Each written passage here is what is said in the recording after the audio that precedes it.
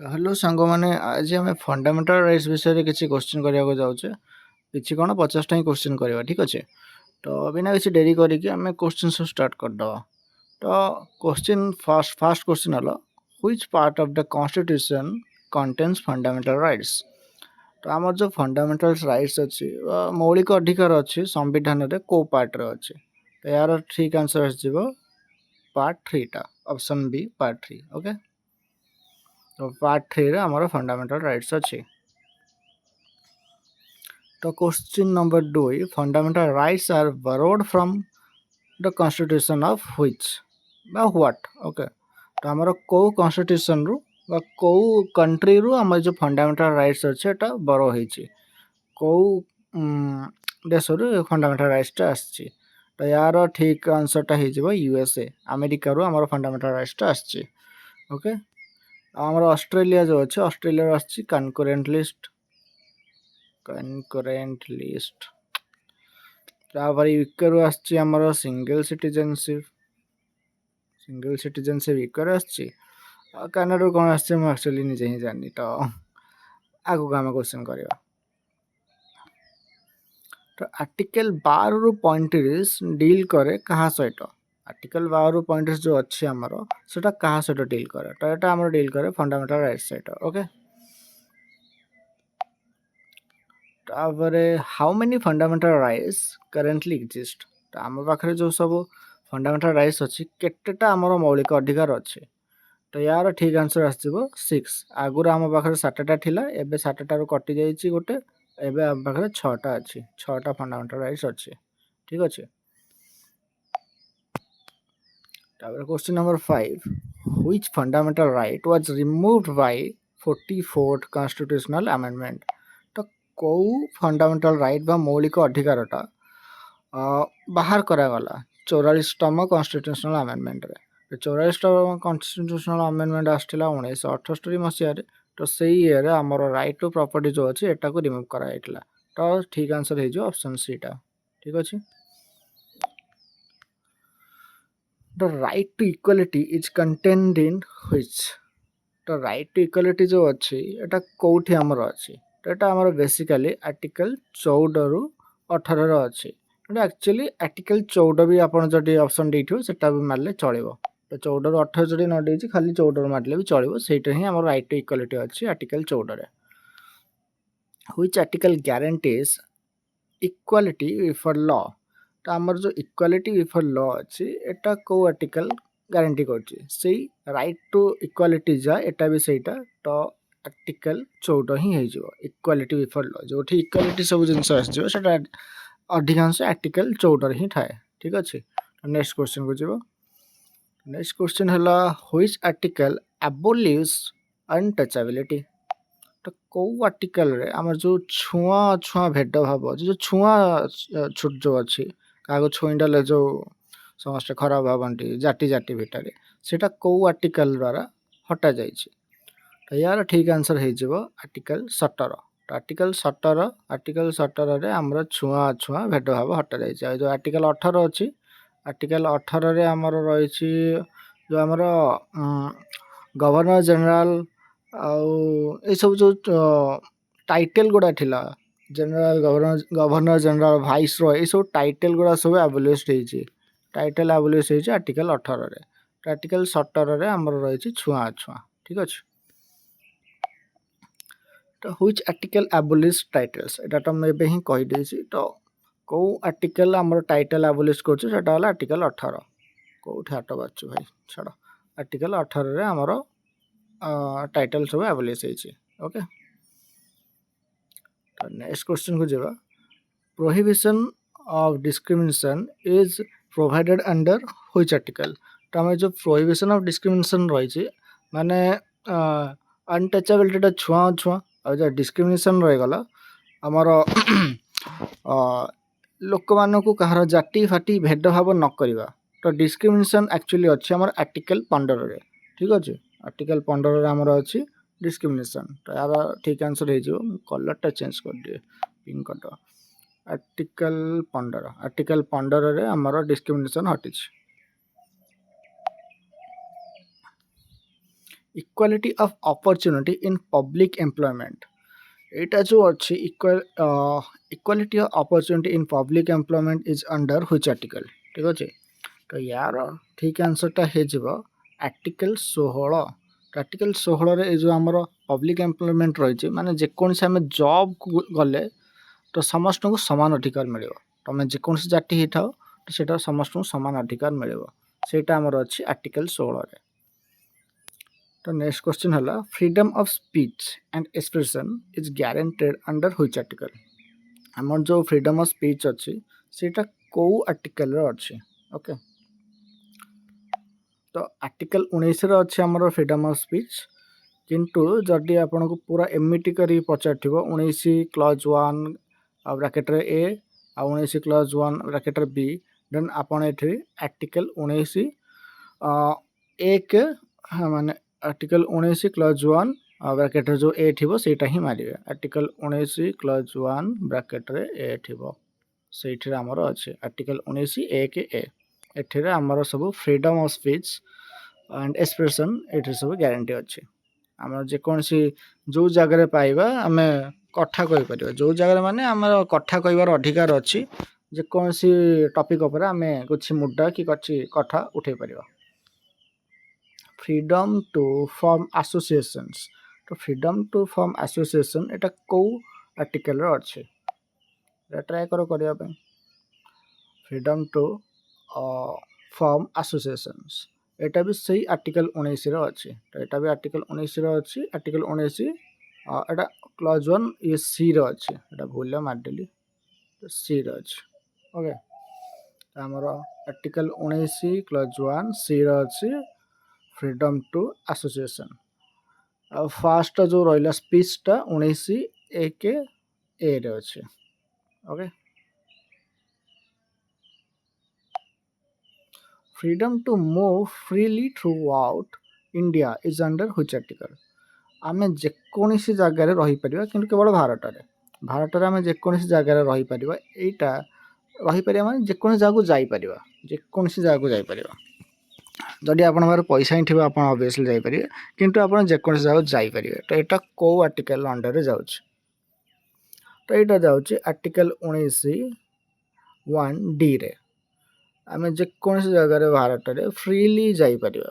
ଆମ ପାଖରେ ପଇସା ଯଦି ଥିବ ଦେନ୍ ପଇସା ଖର୍ଚ୍ଚ କରିକି ଆମେ ଇଆଡ଼େ ସିଆଡ଼େ ବୁଲିବାଲି ପାରିବା ଯେକୌଣସି ଜାଗାରେ। ତ ଏଇଟା ଆମର ରହୁଛି ଆର୍ଟିକଲ୍ 19 କ୍ଲଜ୍ 1 ଆଉ ଡିରେ ରହୁଛି। ନେକ୍ସଟ କ୍ୱେଶ୍ଚିନ୍ ହେଲା freedom to reside and settle in any part of India is under which article. ସେଟା ଯେଉଁ ଆପଣ ୟା ପୂର୍ବ କ୍ୱେଶ୍ଚିନ୍ଟା ଦେଖିଥିଲେ, ପୂର୍ବ କ୍ୱେଶ୍ଚିନ୍ରେ ଯେକୌଣସି ଜାଗାରେ ଆମେ ବୁଲି ପାରିବା ଫ୍ରିଲି। ଓକେ, ତ ଏଟା ଯେଉଁ ରହିଲା freedom to reside and settle in any part of India, ଯେକୌଣସି ଜାଗାରେ ଆମେ ଘର ତିଆରି କରିକି ରହିପାରିବା। ଘର ତିଆରି କରିକି ରହିପାରିବା ଇନ୍ ଦ ସେନ୍ସ ଆପଣଙ୍କ ପାଖରେ ଯଦି ଜାଗା ଆପଣ କିଣିଛନ୍ତି ଦେନ୍ ଘର ତିଆରି କରି ରହିପାରିବେ। ଯଦି ସେମିତି ନୁହେଁ ଯେ ସରକାରୀ ଜାଗାକୁ ମାଡ଼ି ବସିକି ରହିଯିବେ। ଠିକ୍ ଅଛି, ତ ଘର ତିଆରି କରିକି କେଉଁ ଜାଗାରେ ଆମେ ରହିପାରିବା ଯେଉଁ ଅଛି, ଯେକୌଣସି ଜାଗାରେ ଆମେ ଘର ତିଆରି କରିକି ରହିପାରିବା ଫ୍ରିଲି। କେହି ଆମକୁ କିଛି ଗାଳି ଗୁଲଜ କରିପାରିବେନି, ଶୋଧି ପାରିବେନି। ସେଟା ଆମର ରହୁଛି ଠିକ୍ ଆନ୍ସର୍ଟା ଆସିଯିବ ଏଠି ଆର୍ଟିକଲ୍ 19 କ୍ଲଜ୍ 1(e) ବ୍ରାକେଟ୍ରେ ଯେଉଁ ଇ ରହିଛି, ଏଇଥିରେ ଆମର ଅଛି ଆମ ପାଖରେ ସ୍ୱାଧୀନତା ଅଛି। ଆମେ ଯେକୌଣସି ଜାଗାରେ ଘର ତିଆରି କରିକି ରହିପାରିବା ଯଦି ଆମେ ସେ ଜାଗାର ହକଦାର ଥିବା। ତ ନେକ୍ସଟ କ୍ୱେଶ୍ଚିନ୍ ହେଲା freedom to practise any profession in under which article. ତ ଆମେ ଯେକୌଣସି ଜବ୍ କରିପାରିବା। ଆମର ଯେକୌଣସି ଜବ୍ ଅଛି, ତୁମେ ଗୁପଚୁପ୍ ବେପାରୀ ବନିବାକୁ ଚାହୁଁଛ ତ ଗୁପଚୁପ୍ ବେପାରୀ ବି ହେଇପାରିବ। ଯଦି ତୁମେ ଦୋକାନ କରିବାକୁ ଚାହୁଁଛ ଦୋକାନୀ ବି ହେଇପାରିବ। ଆଉ ଯଦି କୌଣସି ସରକାରୀ ଚାକିରି ପାଇଁ ପ୍ରିପେୟାର ହେଇକି ପଢ଼ିକି ତାକୁ ବି କରିବାକୁ ଚାହୁଁଛ ସେଟା ବି କରିପାରିବ। ତାମାନେ ନୁହେଁ ଯେ ତୁମେ କୌଣସି ଇଲିଗାଲ୍ କାମ କରିବ, ଯେମିତି ଗଞ୍ଜେଇ ଫଞ୍ଜେଇ ବେପାର କରିବ, ଏଗୁଡ଼ା ତ କରିପାରିବନି। ତ ନର୍ମାଲ୍ ଯେଉଁ ସବୁ ଜବ୍ ଲିଗାଲି ଯେଉଁଟା ଆପ୍ରୁଭ୍ ଥିବ ସେଇ ସବୁ ଜବ୍ ଆମେ ଯେକୌଣସି କରିପାରିବା। ଠିକ୍ ଅଛି, ତ ଏଇଟା ଆମର ରହୁଛି ଆର୍ଟିକଲ୍ 19(1), ଆର୍ଟିକଲ୍ 19(1)(g)ରେ। ଆର୍ଟିକଲ୍ 19(g) ହିଁ ମାରିବ, ଏମିତି 1 ନ ମନେ ରଖିଲେ ବି ଚଳିବ, ଖାଲି ଆର୍ଟିକଲ୍ 19(g)ରେ ଆପଣଙ୍କର ରହିଯାଉଛି freedom to practise any profession. Okay, next question ଯିବା protection against ex post factor loss is provided under which article? तो ये जो अच्छी protection against x post factor loss एटा को डबल जियोपाडी मध्य कहते तो तुमको जदि कौटी तुम किसी क्राइम करछ देन से क्राइम पे गोटे ही दंड मिल या माने नुह जे तुमको दीटा तीन टा क्राइम ये करदे तुम कर गोटे क्राइम सी आउ दी चार्टा क्राइम मन आड़ू आड करदे तुमको जेल पूरेदेवे तो एटा तो हेनी तो ସେଇଟା ତାର ଇଏଟା ଅଛି ସେଇଟା ଯେଉଁ ଡବଲ ଜିଓପାଡ଼ି ବି ଅଧିକାଂଶ କୋଶ୍ଚିନ୍ରେ ଡବଲ ଜିଓପାଡ଼ି ହିଁ ଆସେ ଆଉ କେବେ କେବେ ଏଇଟା ବି ଆସିଯାଏ protection against exposé fact loss ତ ଏଇଟା ଆମର ଅଛି ଆର୍ଟିକଲ୍ 20ରେ ଅପସନ୍ ବି ଆନ୍ସର୍ ହେଇଯିବ ଠିକ୍ ତ ଆର୍ଟିକଲ୍ 20ରେ ଅଛି ଏଇଟା ଓକେ ଏଇଟା ମନେ ରଖିଦେଇଥିବ ଟିକେ ଏଇଟା ଟିକେ ଭଲ କୋଶ୍ଚିନ୍ଟା କେବେ କେବେ ଅଧିକା ପଡ଼ିଯାଏ ଭେରି ଇମ୍ପୋର୍ଟାଣ୍ଟ नेक्स्ट क्वेश्चन है protection of life and personal liberty आम जो निजर लाइफ अच्छी पर्सनल लिबर्टी जो जगह बाड़ी अच्छे यार रक्षा करने गोटे आर्टिकल भी अच्छे तो यहाँ कौ आर्टिकल निजे टे भाविक कह निजे टे मन मन भाविक ट्राए कर यार आंसर टा यार ठीक आंसर हो आर्टिकल 21 तो आम जो नेशनल इमरजेंसी लगी जाए नेशनल इमरजेंसी 352 रे अच्छी आर्टिकल तो डेटा लगी जाए केवे तो आमर ए जो आर्टिकल 21टा अच्छी एटा केबे भी माइनस हुए ओके अन्य किसी किसी आर्टिकल जमी फ्रीडम ऑफ स्पीच से टाइम माइनस हो जाई पारे आर्टिकल 19 सेटा बंद हो जाई पारे तुम मुवमेंट कर से टाइम से गुड़ा बंद हो जाई पारे किंतु आर्टिकल 21 जो अच्छी एटा केबे कटिबनी कहीं तुम एटा प्रोटेक्शन लाइफ रो प्रोटेक्शन रहा तो यहाँ काटिदेले बहुत खराब हो तो यहाँ काटबेनि से मैंने ओके तो क्वेश्चन नंबर 19 रहा right to education is under which article तो ये बहुत ही इजी क्वेश्चन टा ट्राए कर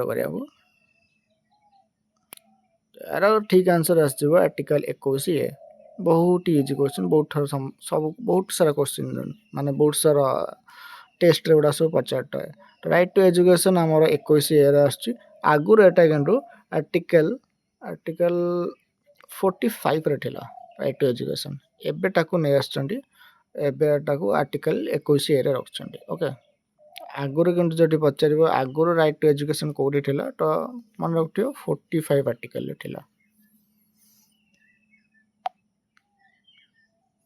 right to education is available to children between तो आम जो राइट टू एजुकेशन रहा से छुआ मान और से जो छुआ मैंने जो अच्छा कौ बयसर छुआ मैंने पढ़ी पारे तार ठीक आंसर आसो 6 ରୁ 14 वर्ष 6 ରୁ 14 वर्षर पिला राइट टू एजुकेशन एक्ट जो अच्छी से आसपारे जा पाठ पढ़ी पारे question number 21 protection against arrest and detention एटा आमर जेल पर जेल माने तुम जो थाना को नहीं जाइए थाना को नहीं सारा पर तुमको गोटे protection against arrest and detention थाए तो तुमको से पुलिस जे थी तुमको से कहवा पड़ो कारण कहवा पड़ो तुमको से अरेस्ट कौन पे करुचे तो यहाँ आम रही आर्टिकल 22 जदि भविष्य तुमको केबे कौ जगह पुलिस अरेस्ट कला कि कौन कला बिना किसी कारण तो तुम को पचारि पार आर्टिकल 22 आमर अच्छी protection against arrest and detention तुम तुम आमको कहीं अरेस्ट कर क्वेश्चन तुम कर आर्टिकल द्वारा मे भी से जो पुलिस थी तुम बहुत सारा अधिका आईन जानी अधिका संविधान पढ़ी कन्स्टिट्यूशन कि जेहेतु तुम पाखे मौलिक अधिकार अच्छी या कहीं काटी पारे तो ये क्वेश्चन तुम कर तो यहाँ क्वेश्चन गले किसी भी प्रोब्लेम हम ना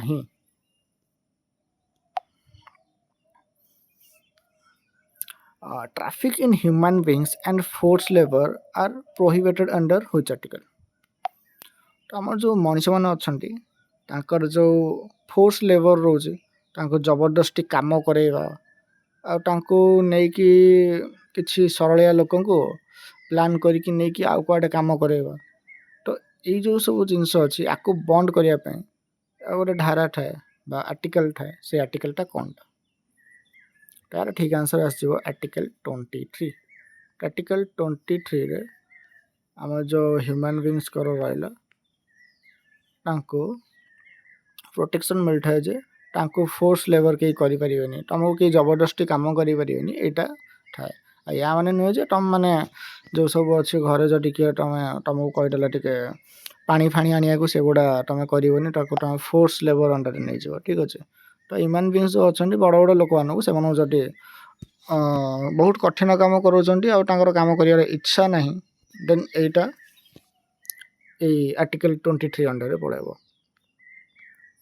क्वेश्चन है employment of children in hazardous industry is prohibited under which article एटा भी से प्रोटेक्शन ईयर आसची तो आमर 23-24 टा सब मन रखियो फास्ट जो आम देखले 23 ह्यूमन मानक माने बड़ लोक तापर जो 24 आर्टिकल आर्टिकल नंबर 24 एटा आमर छुआ अच्छे एटार ठीक आंसर हो आर्टिकल 24 तो आर्टिकल 24 हाजार्डियस इंडस्ट्री माने से जो पिलाटा 14 वर्षर आम ये थाए 14 वर्षर जो कम हो से छुआ को से जा कम कर जस्ट टिके हाँ 14 वर्ष से छुआ 14 वर्ष रु कम होइछे से नॉर्मल जदि कोठी पान फान दुकान अच्छी देन चलो किंतु हाजार्डियस माने जदि कौन फैक्ट्री रे बहुत ही कठिन काम करिया पड़ुची हार्ड वर्क बहुत अच्छे और से छुआटर से पारिबनी तो सही काम को सी करि परिबनी तो से ये आर्टिकलटा अच्छे आर्टिकल 24 आर्टिकल 24 रे कौन छुआ माने हाजार्डियस काम करि परिबनी freedom of religion is covered under which article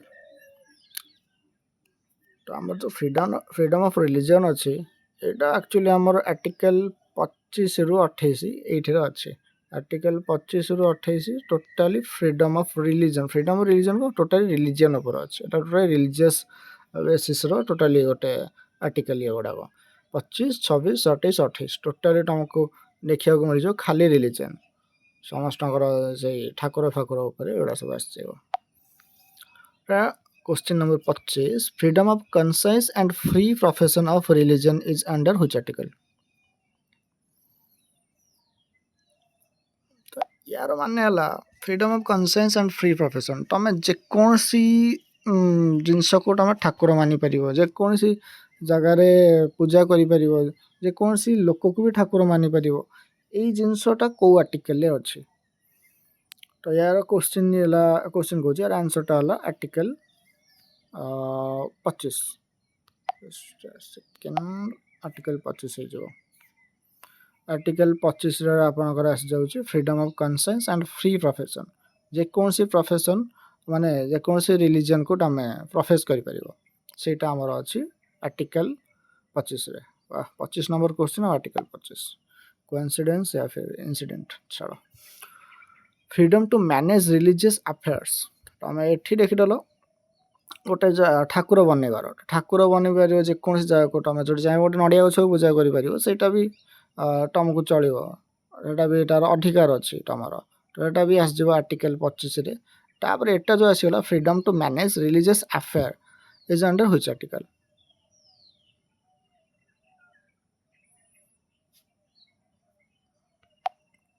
तो 25 तुम ठाकुर बनईदब ठाकुर बनई सारापर तुमको तो मंदिर भी दरकार पूजा करने आ ठाकुर रोटी सेम तो बाहर तो सेमती पूजा करें तो यहीटा है से जिनसटा रिलीजियस अफेयर तो तुम तो कौटी मंदिर रख कि से ठाकुर सब प्रचार कर आज नड़िया गछ को ठाकुर बनईदेली नड़िया गछ मोर जी सब बंटी चंगू मंगू सब सांग अच्छा कहीदेवी देख मुझे नड़िया गछ पूजा करें भी पूजा कर आईटा तुम कर आमर यार मौलिक अधिकार अच्छे आम पाखे तो यहाँ आमर अच्छे आर्टिकल 26 रे ओके तो question number 27 freedom from payment of taxes for promotion of any religion is under which article तो 25 रे तुम ठाकुर बनइल ओके देखे दो आर्टिकल 25 रे तुम बनईदेल ठाकुर आर्टिकल 26 तुम बनईदेल मंदिर आपर जो सब टैक्स सब पड़े तुम जेकोसी कम कले गवर्नमेंट टैक्स नहीं जाए ना तार जीएसटी फीएसटी लगे किंतु तुम जो मंदिर फंडिर बनइब आ ठाकुर विषय जदि किसी प्रचार कल एपाई तुम किसी भी टैक्स लगे ओके कौन सी भी टैक्स एठे लगे ना तो यहाँ आमर कौ आर्टिकल अच्छे तो यहाँ आमर अच्छे आर्टिकल 27 रे और भाई 27 नंबर क्वेश्चन है 27 टोटाली क्वेश्चन एमती ही छापी जाइए हो ठीक अच्छे देखिए तो आर्टिकल 27 रे तुमर ठाकुर किसी टैक्स फैक्स लगे question number 28 religious instruction in certain educational institution is prohibited under को आर्टिकल अच्छे तो ये क्वेश्चन माने है कौन सी भी जगह कौन सी स्कूल फुल हो गला ये सब जगह तुमको रिलीजियन सब बहुत सारा शिखेबेनी को आज तुम साई सोसाइटी कि जेकोसी को स्कूल पढ़ुव प्राइवेट कि गवर्नमेंट स्कूल से तुमको रिलीजियन गोटे नापी फोर्स करेनि कौन से रिलीजन तुमको शिखेबेनी एटा प्रोहिबिटेड अच्छे तो तुमको ना इस्लाम ना हिंदू कि ख्रीस्ट किसी भी रिलीजियस गोटे कौन भी रिलीजन तुमको नवापाई कहबेनि कि ता विषय प्रचार करेनि से स्कूल ओके कौन सी इंस्टीट्यूशन भी प्रचार करेनि प्रचार करेंगे अन्य जगह किंतु स्कूल कि इंस्टीट्यूशन एटा केबे भी प्रचार हेनी तो यहाँ कौ आर्टिकल अच्छे यहाँ आमर अच्छे आर्टिकल 28 जमी 25 आमर क्वेश्चन नंबर 25 आंसर टा 26 आंसर 27 आंसर 28 आंसर बहुत बढ़िया से क्वेश्चन बनई आर्टिकल 28 कौटी भी कौ इंस्टीट्यूट रे तुमर ये रिलीजन प्रचार करा कौन सी स्कूल रे प्रचार करा कौन सी भी स्कूल रे कौन सी भी रिलीजन प्रचार करा ओके तो नेक्स्ट क्वेश्चन है protection of interest of minorities is under which article जो माइनॉरिटी रही जो सब आदिवासी हो गले कि किसी बण जंगल बहुत सारा लोक रही भी प्रोटेक्शन दरकार और से प्रोटेक्शन भी गोटे आर्टिकल अच्छे ओके तो से प्रोटेक्शन जो आर्टिकल अच्छी सेटा को आर्टिकल एमती आम क्वेश्चन बनई बापा रे बाबा क्वेश्चन ऑप्शन पूरा ये रही ये विषय आमर article 29 question number 29 article number 29 आमर जो माइनॉरिटी अच्छा आदिवासी समूह लोक तांको बंचेवाई आर्टिकल 29 अच्छी तांकर प्रोटेक्शन रही सेटा तो article 30 sorry question number 30 minorities right to establish and administer educational institution is under which article जो माइनॉरिटी रही से माने कौन सी भी स्कूल जाकि पाठ पढ़ी पारे आउ भल से आम जमी एजुकेशन नौ से भी सेमती एजुकेशन नहीं पारे सेटा आमर रही जाऊँगी आर्टिकल नंबर 30 रे बढ़िया आर्टिकल नंबर 30 रे ओके आर्टिकल नंबर 30 रे जिनसा रोच right to constitutional remedies is provided under which article एटा बहुत ही सहज क्वेश्चन आपण मैंने ट्राई करूँ आंसर देवा right to constitutional remedies is provided under which article तो यहाँ आसो आर्टिकल नंबर 32 ओके तो तुमको जदि केबे भी क्वेश्चन तुमको पचारा जे कौन सी भी क्वेश्चन रिट सुप्रीम कोर्ट जो रिट अच्छी एटा कौटी तो सेम 32 रे आसो आईटा जो देखला रेमेडीज एटा भी से 32 रे ही आसो ओके रिट पचारे भी 32 आ जो तुमको रेमेडीज भी पचार कॉन्स्टिट्यूशनल रेमेडीज कौटा आर्टिकल नंबर 32 आ जो तुम पचारा फंडामेंटल राइट्स कौटी अच्छी फंडामेंटल राइट्स ना 12 रु 13 लिख सारे 12 रु 35 ओके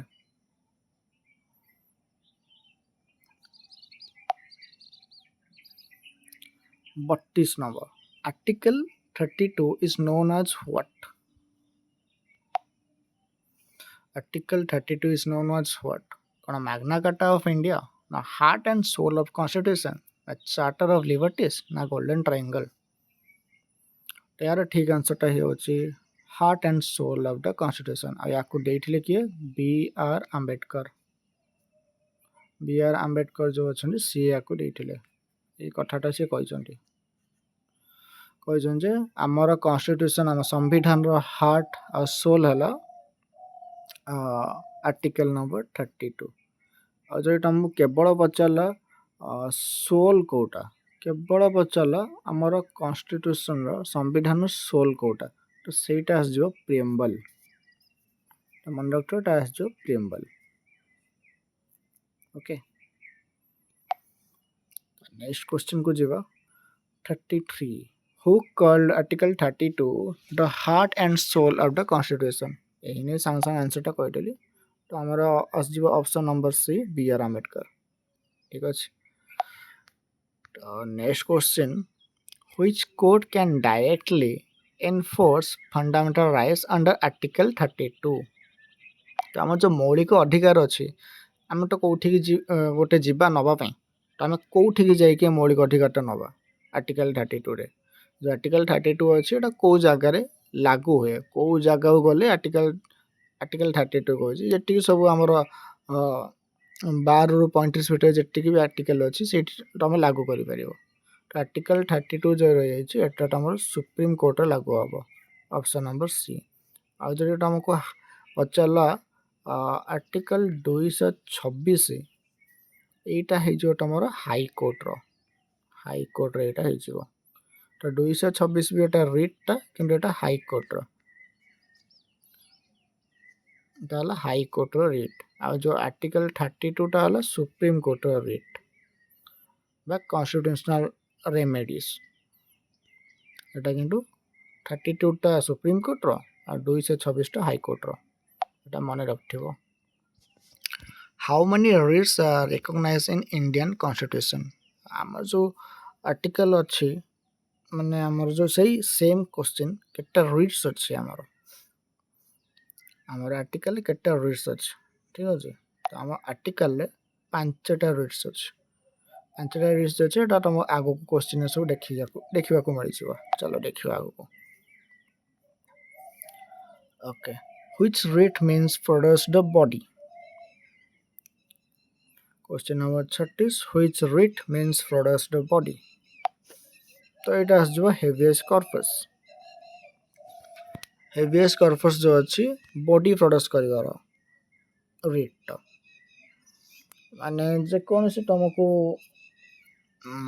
ଯଦି ଥାନାକୁ ନେଇଗଲା ପରେ ତୁମକୁ କୋର୍ଟ ଫରୱାର୍ଡ଼ କରିବେ କି ଇଏ କରିବେ, ସେଇ ଇଏରେ ଅଛି ତୁମର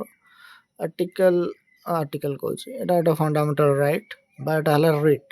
ଏଇ ଫଣ୍ଡାମେଣ୍ଟାଲ ରାଇଟ୍ର ରିଟ୍ଟା, ଏଇଟା ତୁମର ତୁମ ବଡି ପ୍ରଡ୍ୟୁସ୍ କରାହେବ।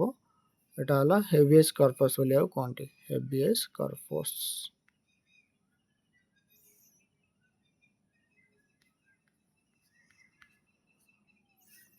ହେଭିୟସ୍ କର୍ପସ୍ରେ ତୁମ ବଡିଟା ପ୍ରଡ୍ୟୁସ୍ କରାଯିବ। ତୁମକୁ ଯଦି ଜେଲ୍ ନେଇକି ଯାଇଛନ୍ତି ଦେନ୍ ତୁମକୁ ବଡିକୁ ପ୍ରଡ୍ୟୁସ୍ କରିବାକୁ ପଡ଼ିବ। ତୁମକୁ ଏମିତି କିଡ଼ନାପ୍ କରି ରଖିପାରିବେନି। ଯଦି ତୁମକୁ କୌଣସି କାରଣ ହେତୁ ଜେଲ୍ ନିଆଯାଇଛି ଦେନ୍ ତୁମକୁ କୋର୍ଟରେ ନେଇକି ଫରୱାର୍ଡ଼ କରିବେ କି କୋର୍ଟରେ ନେଇକି ପ୍ରଡ୍ୟୁସ୍ କରିବେ, ନହେଲେ ତୁମ ବଡିଟାକୁ ସେଫଲି ରଖିବେ।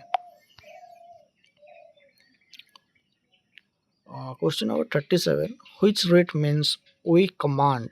ଏଇଟା ଗୋଟେ ଷ୍ଟାଟିକ୍ ଭଳିଆ ଜିନିଷ, ଏଇଟା ମନେ ରଖିବ। ତ we command ଯେଉଁ ଅଛି ଏଇଟା କୋଉ ରିଟ୍ଟା? ଯେତେବେଳେ କ୍ୱେଶ୍ଚିନ୍ ଆସିବ ଏଇ ପଲିଟିରୁ, we command ଯେଉଁ ଅଛି ଏଇଟା କୋଉ ରିଟ୍? ଏଇଟା ଆସିଯିବ ଆମର ଅପସନ୍ ନମ୍ବର ବି ମାଣ୍ଡାମସ୍। ମାଣ୍ଡାମସ୍ ମାନେ we command। ମାଣ୍ଡାମସ୍ এইটা হলো we command। ওকে, তো which writ is issued to prevent an inferior court from exceeding its jurisdiction? ତ କୋଉ ରିଟ୍ ଅଛି ଯେଉଁଟା ଆମର ଯେଉଁ ଛୋଟ କୋର୍ଟ ଅଛି, ଯେମିତିକି ଡିଷ୍ଟ୍ରିକ୍ଟ କୋର୍ଟ ହେଇଗଲା କି ହାଇ କୋର୍ଟ ହେଇଗଲା, ଯଦି ତା ପାଖରେ ପାୱାର ନାହିଁ गोटे बड़ केसटा आसटा भाव कि सी तार से दम ना कैपेसिटी ना से केस को सी हैंडल कर तो सी केस को सुप्रीम कोर्ट नहीं जीव और तार गोटे रिट अच्छे ओके से रिट्र ना कौन बहुत इजीटा तो ये रिट हम प्रोहिबिशन ऑप्शन नंबर बी हो प्रोहिबिशन ओके नेक्स्ट क्वेश्चन हला which writ is issued to quash the order of a lower court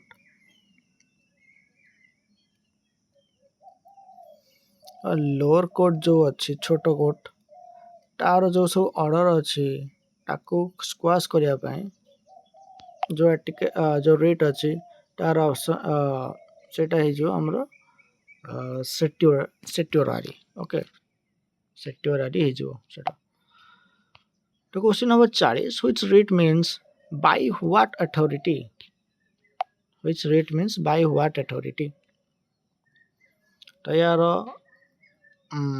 answer हो ऑप्शन डी क्यों warranto by what authority means जदि कौन सी गोटे सरकारी स्कूल अच्छी कि कौन सी सरकारी जगह अच्छी सेठी जड़े चाकरी करछि धरकर तुमर चाकरी हो जाए कि तुम बदल आउ गोटे लोक जाइए सेठी चाकरी कर तुमको से चाकरी ना तुमको पैसा मिलू ना तुम किसी ना ना गाँ थी से चाकरी तो सही एटा जदि रहिबो तो सही रेट ना हला क्वेरांटो ए क्वेरांटो ता ना रे लागू हबो आ ताकू ता अनुसार किसी दंड दिया जीवो क्वेरांटो लागू की तो सेटा हला बाय व्हाट अथॉरिटी माने को अथॉरिटी थ्रू से जाय के तम जगह बसी जे से ये रे ही एटा ए रेटटा ओके तो नेक्स्ट क्वेश्चन हला हु कैन रेस्ट्रिक्ट और मॉडिफाई फंडामेंटल राइट्स और आर्म फोर्स हम जो फंडामेंटल राइट अच्छी ताको किए बंद करि परिबो कि मॉडिफाई करि परिबो फंडामेंटल राइट के बंद होनी कि मॉडिफाई केबे केबे हो जाई पारे आगो को लाइफ रे के मॉडिफाई हो जाई पारे तो याकू करि परिबो हमरा ओनली पार्लियामेंट ठीक अछि तो पार्लियामेंट रे जेतले सब अमेंड पास हुए कि कोनोसी भी कॉन्स्टिट्यूशनल अमेंडमेंट पास हुए से भलिया ये करे कि फंडामेंटल राइट्स को मॉडिफाई करि परिबे आ आर्म फोर्सेस पे मॉडिफाई करि परिबे समस्त पे मॉडिफाई करि परिबे एटा बहुत ही रेयर हुए हे ही पारिबनी जदि किछि कारण हेतु किछि हला देन करि परिबे किछि चेंजेस करि हबो आर्टिकल 34 डील्स विथ व्हाट तो आर्टिकल 34 हमरो डील्स करे मार्शल लॉ ऊपर ओके जो मार्शल लॉ रहला सेठरे हमर आर्टिकल 34 डील करे एटा आर्मी मानक पय आर्मी मानक पय मार्शल लॉ टा सेटा आर्टिकल 34 टा डील करे article 35 empowers whom to make laws regarding certain fundamental rights तो आर्टिकल 35 जो अच्छे एटा हमर कहा पाए तो एटा हमर पार्लियामेंट पाए आर्टिकल 35 जो रहला 35 टा हमर लॉ फॉर जो बनेइबो फंडामेंटल राइट्स सब जो तार सब अधिकार सब जा पाकर अछि से सब चलेबा पे एटा पार्लियामेंट आर्टिकल 35 टा पार्लियामेंट पे ठीक अछि which fundamental right is available only to citizens को फंडामेंटल राइट्स अछि जोटा केवल हमर भारत जो लोक मान थिबे तांको पई तो यार ठीक आंसर जो आर्टिकल 19 को 22 राट चला आर्टिकल 19 ठीक अछि तो आमर भारत रे जो माने ही लोक थिबे तांको ही आर्टिकल 19 अच्छी कोन आर्टिकल 19 तो अधिकांश हमर फ्रीडम ऑफ स्पीच रही गला आउ किए कोठी काम करि परिबो आउ किए केमटी बुली परिबो आम भारत रे को जगह रे घर करके रही परिबो से गुडा सब रही गला तो आर्टिकल 19 रे केवल हमर इंडियन माने जो थिबे से माने ही ए सुविधाटा पाइबे या माने नो जे को अमेरिका रो आसजो आ से एठी दाबी करियो मु जहा इच्छा कहबी तुमको तो तार फ्रीडम ऑफ स्पीच नहीं किंतु इंडियन मानकर फ्रीडम ऑफ स्पीच अछि आ अन्य लोकंकर फ्रीडम ऑफ स्पीच आम इंडिया रे रहइबनी अन्य को अमेरिकन से गले कि इटालियन से गले जे कोन से अन्य देश लोक जडी आसिला एनआरआई लोकंकर एठी ताको कथा फ्रीडम ऑफ स्पीच एटे चलीबनी आमर जो रहा केवल सिटीजन्स मान आर्टिकल 19 अच्छे फ्रीडम ऑफ स्पीच ତାଙ୍କର ହେଇପାରେ ଗୋଟେ ଇଏରେ, କିନ୍ତୁ ସେ ଆସିକି ଏଠି ଘର କରିକି ରହିବ ଇଏ କରିବ, ତା ପାଇଁ ତାକୁ ସିଟିଜେନସିପ୍ ଏଗୁଡ଼ା ସବୁ ସାର୍ଟିଫିକେଟ୍ ଦରକାର ହେବ। ସେମିତି ସେ ଆସିକି ରହିପାରିବନି। Equality before law is borrowed from which country? Okay, ଯେଉଁ ଇକ୍ୱାଲିଟି ବିଫୋର୍ ଲ ଅଛି ଏଇଟା କେଉଁଠୁ ବର କରାଯାଇଛି? ତ ୟୁଏସ୍ରୁ ତ ବର କରାଯାଇଛି ଆମର ଫଣ୍ଡାମେଣ୍ଟାଲ ରାଇଟ୍ସ, ୟୁଏସ୍ରୁ ବର କରାଗଲା ଫଣ୍ଡାମେଣ୍ଟାଲ ରାଇଟ୍ସ। ଆଉ ଯେଉଁ ଇକ୍ୱାଲିଟି ବିଫୋର୍ ଲ ଅଛି ଏଇଟା ୟୁକେରୁ ବର କରାଯାଇଛି। ଅପସନ୍ ବି ର ରାଇଟ୍ ଆନ୍ସର୍ ହେଇଯିବ। ୟୁକେରୁ ଇକ୍ୱାଲିଟି ବିଫୋର୍ ଲ ବର କରାଯାଇଛି। ଆଉ ୟୁକେରୁ ଆମର ସିଙ୍ଗଲ୍ ସିଟିଜେନସିପ୍ ମଧ୍ୟ ବର କରାଯାଇଛି। ସିଙ୍ଗଲ୍ ସିଟିଜେନସିପ୍ ସେଟା ବି ମଧ୍ୟ ସେଇ ୟୁକେରୁ ହିଁ ବର କରାଯାଇଛି। Which article prohibits forced labor? ଯେଉଁ ହାର୍ଡ଼କୋର୍ କାମ କରିବାକୁ ଅଛି କି କୌଣସି ଲୋକକୁ ନେଇକି କାମ କରାଇବାର ଅଛି, ବହୁଟି ତାର ଇଚ୍ଛା ନଥିବ ସେ ଯେଉଁ କାମ କରାହେଉଛି ସେ ଲୋକକୁ, ସେଇଟା କେଉଁ ଆର୍ଟିକଲ୍ ଦ୍ୱାରା ତାକୁ ବନ୍ଦ କରାଯାଇଛି? ତ ଏଇଟା ତମମାନଙ୍କ ପାଇଁ SW ରହିଲା। ଯିଏ ବି ୟାକୁ ଦେଖୁଛ ୟାକୁ ଟ୍ରାଏ କରିବେ ସଲ୍ଭ କରିବାକୁ, ଠିକ୍ ଅଛି। କ୍ୱେଶ୍ଚିନ୍ ନମ୍ବର 46ଟା ରହିଲା ତମର SW, ଟ୍ରାଏ କରିବେ ଏଟାକୁ ସଲ୍ଭ କରିବାକୁ।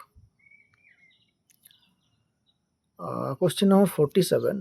The right to move the Supreme Court for enforcement of fundamental rights is guaranteed by which article? ଆମର ଯେଉଁ ସୁପ୍ରିମ କୋର୍ଟ ରହିଲା ସେଠିକି ମୁଭ୍ କରିବା ପାଇଁ ଆଉ ସେଠି ଯାଇକି ଫଣ୍ଡାମେଣ୍ଟାଲ ରାଇଟ୍ସ ତମର ଅଛି ବୋଲି ଏଟା ଗ୍ୟାରେଣ୍ଟି କରିବା ପାଇଁ କେଉଁ ଆର୍ଟିକଲଟା ଅଛି? ଖାଲି କ୍ୱେଶ୍ଚିନ୍ଟାକୁ ଟିକେ ବୁଲେଇ ବାଙ୍କେଇ ପଚାରୁଛି କିନ୍ତୁ ବହୁତ ଇଜି ୟାର ଆନ୍ସର।